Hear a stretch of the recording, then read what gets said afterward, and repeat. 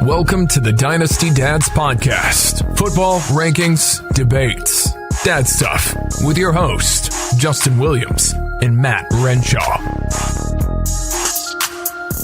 Welcome, everyone, to a Dynasty Dads player profile.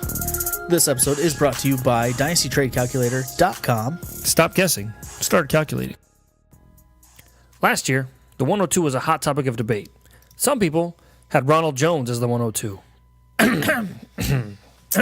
Some people had Darius Geis, Sony Michel, Kerryon Johnson, Rashad Penny, or this guy, Nick Chubb. Now, I'll admit I wasn't super fond of the landing spot before the draft. I was high on Chubb, but then he joined a crowded Browns backfield with Duke Johnson and Carlos Hyde. The road to carries was not clear at all until week 6 when the Browns traded Carlos Hyde off to join a terrible Jaguars team. That's when we saw Chubb that I had liked pre-draft. Chubb is a guy that has me repeating the draft the talent, not the situation mantra all year.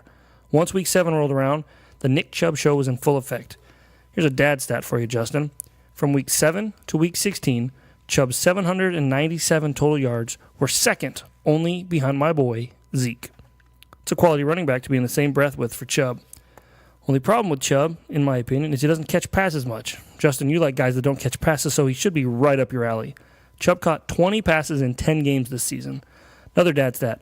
Chubb was tied for second place in the NFL with 20-plus rush yards, 11 rushes of over 20 yards, and in sole possession of second place in the 40-plus yard rushes with 4, all despite having significantly less rushing attempts than other running backs near the top of the leaderboard. Chubb finished as Fantasy's 17th ranked running back. Don't be surprised next year when he's top 10. This, of course, all will happen with Kareem Hunt being on the Browns. I'm glad you brought up Kareem Hunt. And the only reason that I'm glad you brought him up is because I see him being the only obstacle in Nick Chubb's way. He's going to get suspended, and he's not going to play much this year. I think people that are trying to sell Chubb short now are making a big mistake. I agree. There's no reason to sell Chubb whatsoever. I would keep Chubb. I would hold him. I like him a lot. He is, in startups, he is a first-round pick. Yeah. 100%. He's a first-round pick. In startups? Yeah, 10-team league, he's a first-round pick? 12-team. No one does 10 teams anymore. Okay, sorry, 12-team, even still. No, he's not a first-round pick. I think he's at the end there. I really do. I really feel that strongly about him. Wow. That's stronger than I feel about him. That's an offense that's getting better every year. They finally got rid of the coach. They have a good quarterback, I think. They have a stellar wide receiver in Jarvis Landry, a future Hall of Famer. Get out of here. That's a good offense. I think Nick Chubb is going to be the thing that makes that much higher tick on him than I am. Here's a Dynasty Trade Calculator trade.